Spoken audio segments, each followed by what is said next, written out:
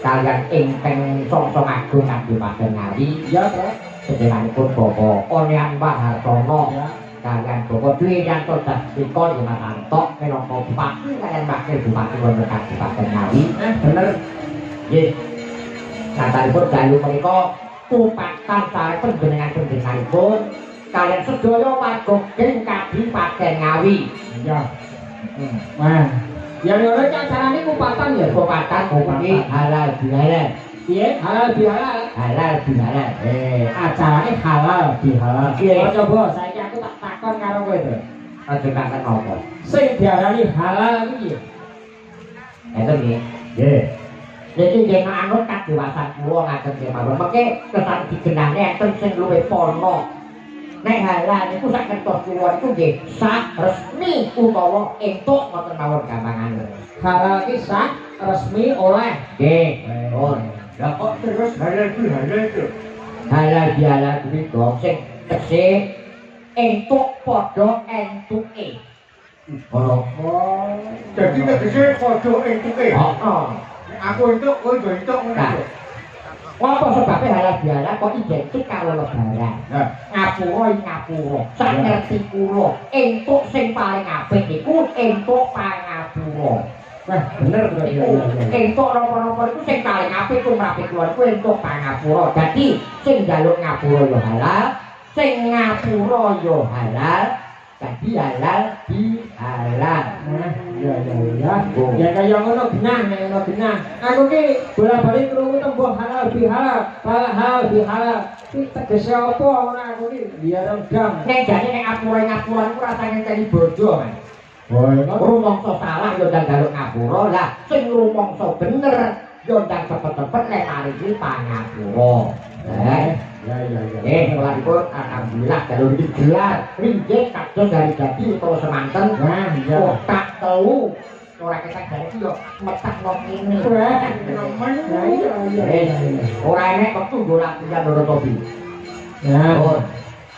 Muhammad dinamakan tanpa naskah nyatane ya dadi ora ketambuh ya jenenge kok pengurusnya anyar pengurusannya saya berpelantikan kok. Siapa pengurusnya coba? Ya kurang disebutkan, jangan disebutkan. Harus disebutkan pas nanti. Muka-muka kami krono niki abiyadi kula anak-anak kula putu-putu kula pepadi ngawi iso manunggal dadi siji kaya biyen. Amin. Awake dhewe iki ora dadi wong tuwa ya, Dan gitu. awake dhewe iki arep ngopo to? Upama laris ya wis piyen-piyen nyatane aku ya ora laris. Ora gagan. Anu Tru, aku arep badan sik karo Kang Petruk karo Garen. Iya. Pasangan lebaran Tru. Badan sik aku ning kene lak paling enom aku ngobrol sama di dalem sampean. Karo Kang Garen. Yo sepira gedene rupa ku Tru karo Kang Garen. Wah, ora bakal wong tuwa ya akeh klubute. Dadi dununge bener ku ora ning wong tuwa, dununge salah ku ora mesti ning wong enom. Nah, ngono. Ning ya kuwi kok. Piye Kang Garen? Nek kuwi jalan ngapura ning gantu ya jatres suwe-suwe. Loh, lha ngapa? Lah sing mbok inget iki gan sae kene kirane apa-apa e. Ngerti dhewe adine iki ora pantek goblok duit ya gelem nek penak. Nggih, Pak Kurmatan Agung kula tumrap kula panjenengan mandare karo begini ana anak kondok niken Kalindu. Ana guruku ya bapakku abah Kiron. Kono dulurku Mas Dito ya di kepareng mrene. Nyatane iki karo Abah Sakirin ya diampili kelire kan. Ayo to. Wis ta pokoknya butuh apa-apa ki sowan abahe wis ta tenang. Toto beniki mbok dakoni mbok ora wong-wong kepengin bani kebayang karo iki dicek mung abahe karo niken. Lah iya. Kula wae dhewe iki gablak apane Kaya malah ning diri kan antang wis-wis. panjange partai tambahan ya. Terus kok dadal kok semana iki kowe jenenge ora apa-apa ngono kan aduh. Tak kok Mbak Iken ya. Kanggo nderekke anu apa kuwi sadurunge ngaturi Mas Yudo iku sing diatur nikah Mas Yudo dhisik. Oh, Mas Yudo dhisik. Dadi mergo apa ibaratnya kuwi tuan rumah. Ya, bener. Sadurunge ngaturi Mas Yudo yo coba ngaturke lagu wajib yen pas lebaran ngene iki. Ana lagu iki. Lagune apa, Tru? Lagune judule Idul Fitri karyane dulur tuwa Mas Jungkong Darmoyo. Iya. Iki jare nek bawane. Nek bawane, yen bawane Mas Jungkong gawane iki pangkur, nek guruku Suwadi Haji Mantep Sudarsono yo gawe dawa bawane dandang gula. Lojari raya Idul Fitri umat Islam rampungan ibadah poso safar suwene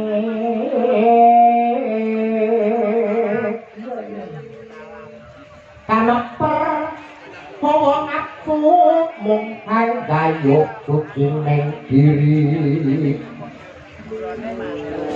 lah tapi ukun Islam bagi mrenggang aku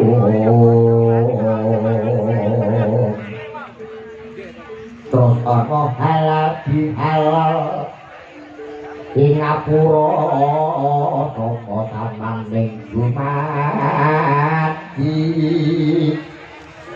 aran abrumi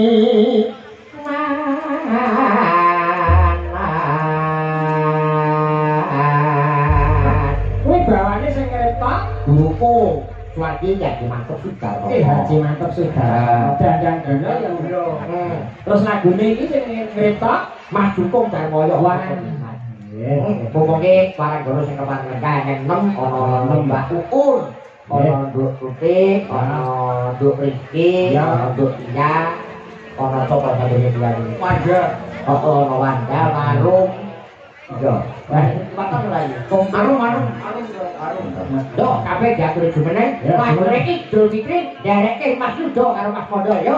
ya. Yo, Mas Yudo yo.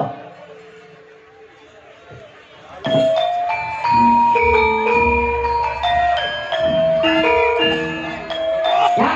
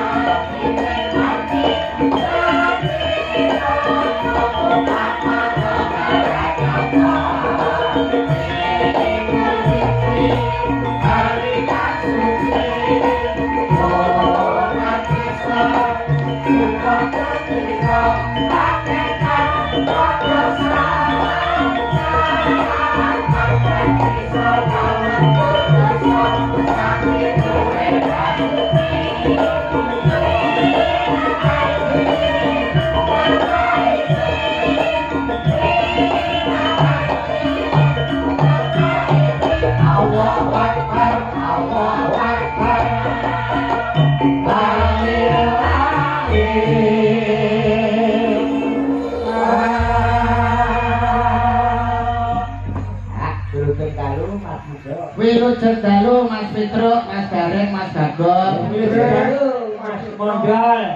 Wilujeng dalu Mas Petruk, Mas Gareng, Mas Bagong. Ya alhamdulillah wa syukurillah dalu punika wah hebat luar biasa. Wah, deripun Banyak regeng masyarakat Ngawi dalu punika tumplek blek wonten ing alun-alun. alhamdulillah. Sore wau panitia bingung Mas. Itu sebabnya Perkara mendung uleng-uleng niku panitia bingung. Untung kok enten kula. Langsung panitia kula telepon, Mas, sampean siap nih uyah lawan. Enggak. Masa ini uyah tok. Terus menten nggih tempe tahu sak lontonge. terus gua apa? Yo luwe Mas. Tak kira nek arep terang udan ya Pak. Lah nerang udan nek pas posisi luwe yo konsentrasi kan gak iso. Kowe kan do ngene iki boleh pelok lho. Pripun? Pelok dadi mater dene gak bisa. Nggih niku Mas. Takut golek ulah yo golek tenan. Niki asline perkara meriah malam hari ini iki mboten napa-napa. Sebabnya Suasana bisa seterang malam hari ini. Iki mergo dalu punika wonten dagelan sing rupanipun kaya tok bakal menika. Kaya tok bakal. Lah kowe iki Tok bakal ki ndoke siji kok. lan ndokmu Loro. ngaturaken nuwun sewu Mas. Nggih. ulan ingkang becik, ulan ingkang sae, kula ngaturaken minal aidin wal faidin. Mohon maaf lahir batin. Tamanipun sedaya para warga masyarakat Ngawi, Pak Bupati, Pak Wakil Bupati, jajaran Bapak OPD sedayanipun, Pak Camat, Pak Lurah lan sedayanipun meski kathah lepat mugi lebur wonten ing dinten riyadin punika. Amin, amin, amin. Oh, Mas Belok, katur apa? Ngaturke apa Mas Belok? Semanten ugi kula Mas Petruk, Mas Derek, Mas Derek. Dari pepingan ngaturaken sugeng riyadi minal aidin wal faidin, mohon maaf lahir dan batin. Derek alal bialal kalian Bapak Bupati saha staf-stafipun ugi warga Ngawi sedaya. Nggih, ayo monggo ngatur apa? Kowe ngatur dhewe kok diaturne. Yo matur dhewe yo diaturne kok. Kok menawa terus ana sing makili, Nah, ambek gak iso ngomong. Lah kok makili kok piye? Ora omong dhewe. Mike do nyebak-nyebak cuwil ki lho. Nggih. Kula tak mondok. Nggih, kula tak mondok ngaturaken padha kalih tatah iki. Ora apa to. Kok padha karo cah-cah, ndok kowe iki iso mretih ngono lho, duwe pikiran dhewe ngono lho. Kowe iki ngucapne apa ngono kok iso. Kaya kalau minal aidin wal faidin, mohon maaf lahir lan batin sepinten agenge ngono kae. Kowe iki dhewe inisiatif dhewe. Aja kok tiru-tiru kancane. Kula ngaturaken minal aidin wal faidin, mohon maaf lahir dan batin sepinten agenge dadan kula. Sepinten Iso ora agenge jeni. sepinten agenge kaluputan kula kok agenge badan kula lho. Nggih. Iru dalan iki. Nggih, sepinten agenge kaluputan kula nyuwun pangapunten ing dinten riyaya menika. Nggih. Nggih, Wis ta. Wis aku ya ngapalin kok kok wicok ngono kok. Lho karepku ki ya mbok yo tambahi sithik omonge supaya masyarakat Ngawi ben piye ngono kok Ya ben ngono ae. kartu Kabupaten Ngawi ini ben maju yo dikapakne. Disuruh. Kok disuruh? Iki kok cek. Ngene. Mas Mondor. Baru iki nggih dirawungi Pak Onik, dirawungi Pak Anto, Pak Bupati, Pak Wakil Bupati. Iki aja misi-misi dhewe iki wong Ngawi lho. Mbok yo kowe iki iso ngekeki gol Pak Onik lho. Tunggon yo sakmono mbane ngono iki ora tombo alon-alon iki. Ini lho Mas Mondor maksude. Mau aku tau ngene dompet ilang. Dompet ilang. Maksude awakmu ning kene piye carane nglendahno para tamu iki piye lah ngono. Apa bodo setro kae to lungguh dhewe. Angel lho Pak Yudo. Masyarakatnya ben piye ngono lho. Ben ngono ae. Ngawi iki ben maju dikapakne. Disuruh. Angel ngomong karo Mondor iki angel. Angel lho, angel. Angel yo rasa digarap. Tek kuwi Iso suwe-suwe kok ngene lho panggung iki ben ketok piye ya ben ketok muruk piye. Oh, dijoki bensin aku dobok. Muruk sing ngene. tegese murut ki suasanane ben ketok gayeng, ben ketok gunggeh, ben ketok rame. Ngono lho. Lah nek awake nuwun sewu nggih Mas, tentang nggih. Cara panjenengan kula Mas Mondor iku nek ibaratnya cara seniman kan isih junior. Nek nuwun sewu ya ngomongke bab halal bihalal utawa bab kupatan ya nyuwun pangapunten enek sing luwih pokok ana sing luwih senior tapi tesih tengah bab niki Mas. Oh, nggih, kita perkira. Unggulipun Saya. Telepon kok sapa? telepon mau nganggap-nganggap nembok menawa. Wah. Bagine yang berkonjol ning Surabaya, Mas. Nggih, nggih, iki tau saking Surabaya. Karo Ibu Gubernur, karo Ibu Kofifa. Pak Gubernur. Iki halal Mas Joko. Nggih, Pak Yusuf halal bihalal. Iki tradisi sing anane ya ning Indonesia, sing anane ning Nusantara, ora ana ning negara liya. Iya. Tradisi halal bihalal ini asli produk dari Kiai Nusantara dari Indonesia, Mas Joko. Termasuk mungkin kan.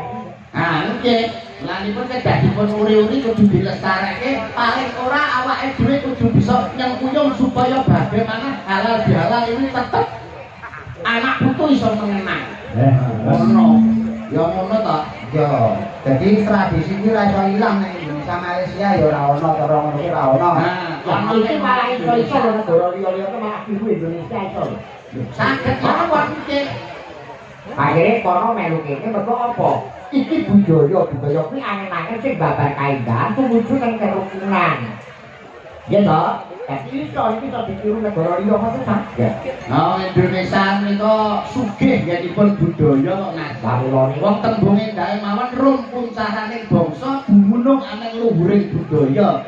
Kebesaran, kemegahan, kehebatan sebuah bangsa bisa dilihat dari budayanya. Nah, Indonesia itu sugih nggone budaya mulai saka Aceh nganti Papua, saka Sabang Merauke, Pulau Miangas sampai Pulau Rote, iki sugih nggone budaya. Ning sakala mangsane enten sing wong nggone dhewe iki sok lali teng budayane dhewe no. Sakala mangsane wonten wong karo budayane dhewe ora ngerti. Wayang ora ngerti. Budaya kawitan ora ngerti, malah wong maca praja niku mangke sing seneng. Dhewe itu karo masa bodoh ya, Rek. Iya. Nah itu berarti tugasnya penjenengan lan kula bagaimana menyampaikan kepada anak cucu generasi muda supaya tresno wonten ing budaya. Nggih. Nyatane Mas Pondol niku sakniki wis dadi guru pengrawit. Nah, pripun Masa ya? lomba kerawitan ten pendopo kompet. Lho, Nomor 3 Mas. nomor 3. pesertane piro pesertane? Pesertane 3. Wah, Berarti yo Tapi kan melu apa melu adil. wong melu uri-uri budaya. Nek perkara murid-murid iku jane tugase kabeh. Nggih. Nggih. Pemerintah yo digatekke, senimane yo kudu kreatif, masyarakate mendukung. Nah, Jadi pemerintah yang gatekke, nek senimane mung ora iso kreatif mung meneng bae ya gunane apa? Ora ngaten. Lah senimane kreatif pemerintah yo memperhatikan tenan, nek masyarakat ora mendukung ki ora iso berkembang. ngono ya, Bro. gayung bersambut antara pemerintah dan seniman harus bisa jadi satu memajukan seni dan budaya. Nggih. Rasane simbiosis mutualisme ngono kae ya, Bro. Piye Mas Delok? Oh, mate nek perkawis tradisi budaya niki wonten sing luwih pono, luwih paham babagan budaya. Sapa? Ya, Bapak HM Haji Haji Muhammad Sabirun. Oh, Haji Muhammad Sakitun. Haji Muhammad Sarini. Haji Muhammad Sakirun. bener. Diaturi munggah. Oh ya, Oh, yo diaturi tidak berarti ya. Nggih. Ada pengalaman kok. Ini mami.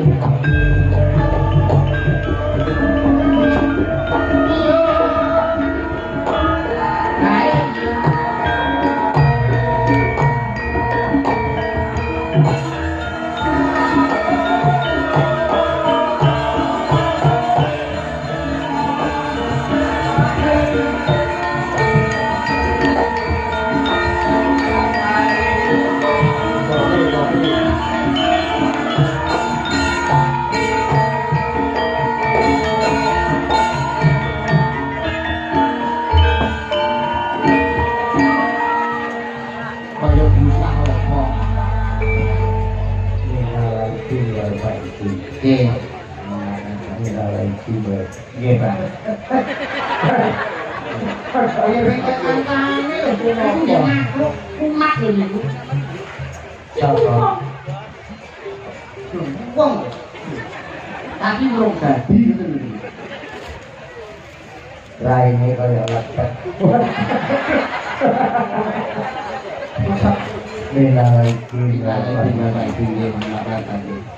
Nggih, sami-sami kan. Ketemu. Kaya bisa apa? Kembang pari, Apa, Mas? wohe tandur, wong sak ngawi panjang umur. Amin. Kembang pari diwadahi tampah, Apa, Mas? masoni ridho barokah. Amin. Neng Surabaya Nggih. tuku cengkeh. Napa niku? Mas Santo duwe akeh.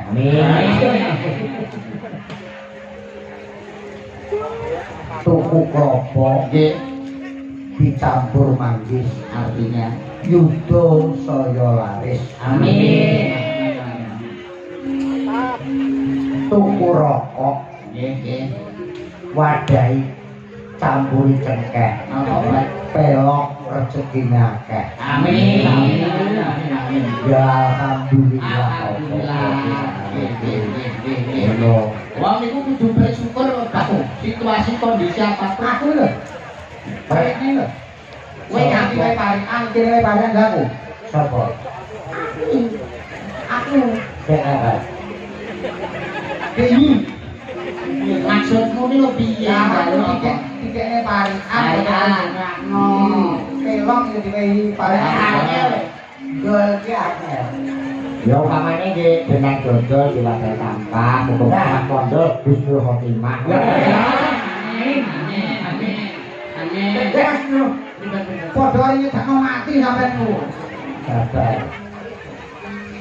Sinang dobel. Dodol. Dodol. Kok ambel Rupane Pripun? ketemu kanca nek gak rokokan. Alah, kecut. Iya. Iya, nek ngomong. Ya nuwun sewu Mas. Nggih, banget. Kuangen karo alun-alun ngawido. Jago ya lagi. Suwi lah aku lagi roh iki nek yuda ya gak lucu. Mondol ya gak lucu, kirun gak lucu. Dek tau ngarepe gareng Pacitan. Lucu. Lucu. Gak. Oh, nyantoi ngarepe piye? Kira-kira cedak akeh ngimpor kok Pacitan. Rokok marah-marah takok. Wedang ngawe kadang lepek diselek nang epek-epek. Betul. Cangkir dicencang ana pikir. Leres. Kopi kompaking pikir kaca. Gelas nek tugel gak kena gelas. Nah, nek jelas jejel gelas ngono ya. Ora ndapok buat.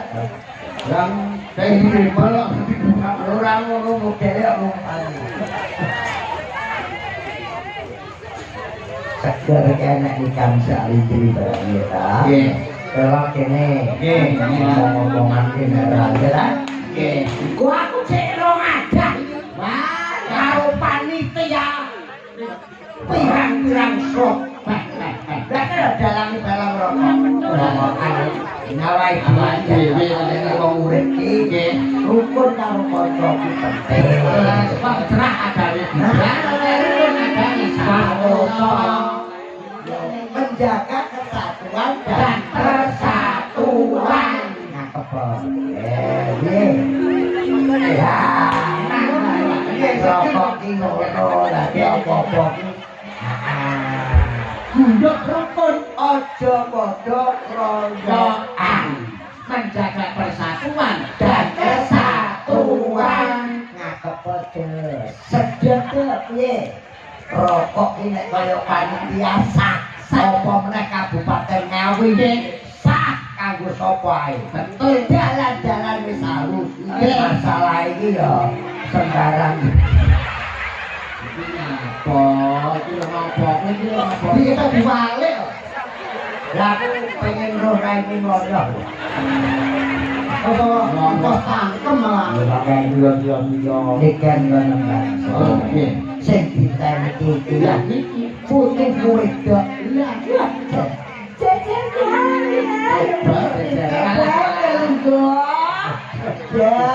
yang ini kan juga Mesti lugo. Sikal lu. Kan lugo sendiri. menjaga Aku yo lagi alhamdulillah iki sampe kaya nyekar nang kuburan. Ngerti lari raine kaya maisan. ngawur ngekno maisan iki ngono kijik iki yo ngawur apa cing iki ngono tahu bulat. Padok men Dicopot. Dicopot tahu bulat. Bayar iki kedak-kedak. Goblok.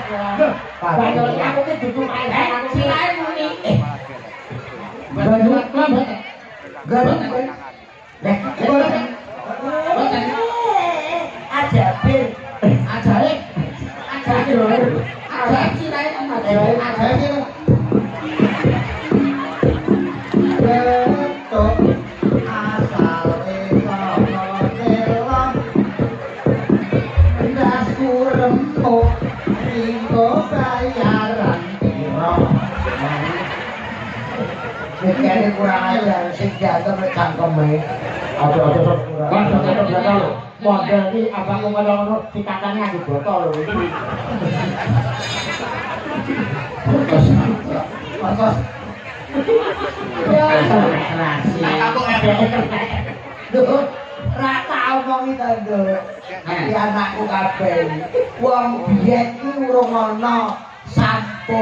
Nggih. Kuwi nek kramas kanggo merang dibong. Nggih. Nah, nek sikatan kuwi urung enek odol urung apa, sok-sok areng. Nah, terus kanggo botol dilebute nggo gosok untune. Nah. Lah tangga kuwi tak rong truk. Digo sikatan. Wah, wong banyak iki kok sing kurang realitas piye lho. mosok sikatan sampe botol rong truk. Bayarno. Kurang lho. Iki kan nyawang silae mondol model Kan iki kan barang iki mau bilang. piye. Apa-apa. Oh. Iya. Oh, diate. Biru iki apik kan? Kurang jamet. Kurang jamet. Malah koyo situ. Mane to, lek banyak iki, waya iki sing kene iki dipancai, sing ngene iki ya dipancai. Lah, malah praimu apik sing iki, madu bareng iki. Apa, Bang? Jangan. Iki apa? Cangkeme loro. Lah citae lha iki apa? Wong wasa Nggih, sugeng dalu. Nggih, Bapak Danang, sugeng dalu. Nggih, ya. Nggih, jenengan paling asma Bapak sinten? Nggih, niki saking ngetan kula Edi Darsono. Nggih, pitepangan kula niken, Pak. Nggih. silakan. Napa? Mau gambari lagi Mas. Oh ngawak. Cangkeme loro. Jari nelak ngono. Nggih. Bapak Kleteng. Nggih. Bener. Dan niki Bapak sinten, Pak? Dityo. Radityo. Nggih.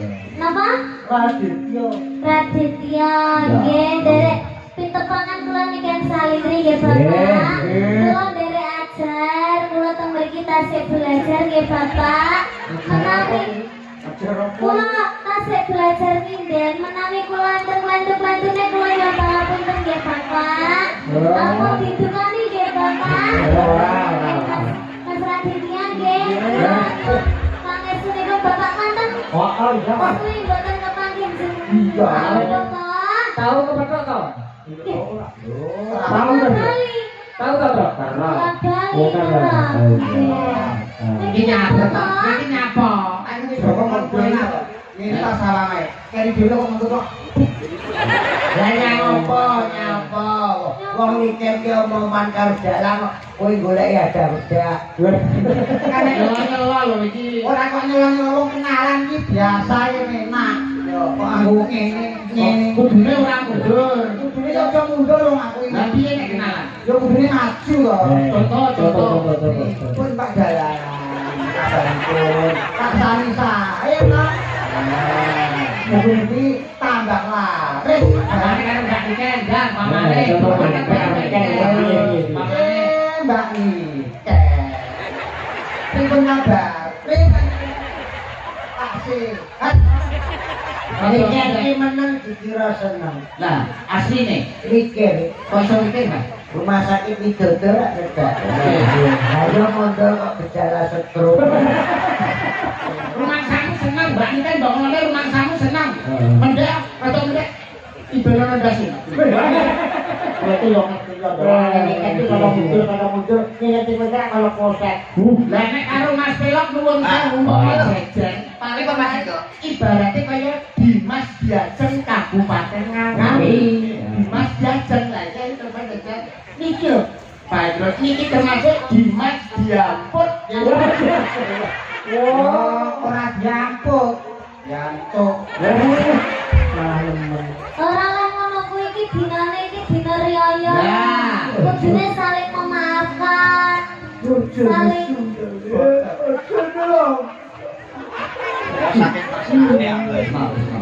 Bocah kok jaget-jaget nyapa kok gawe. Bocah kok jaget-jaget tigo kalah-kalahan.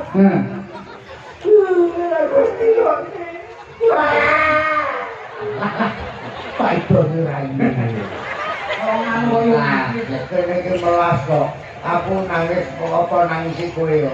Lah nangis sinten? Pak Gabel pas satu tiga. Ayo, nyanyi ya. Nebak. Apa? Nebak. Ini sini lagu-lagu. Wah. Oke. Wah, ya lagi nyanyi di bae lah. Apa? Ayo, aku kene kene gandrung sopo ceritane. Lho, lah nek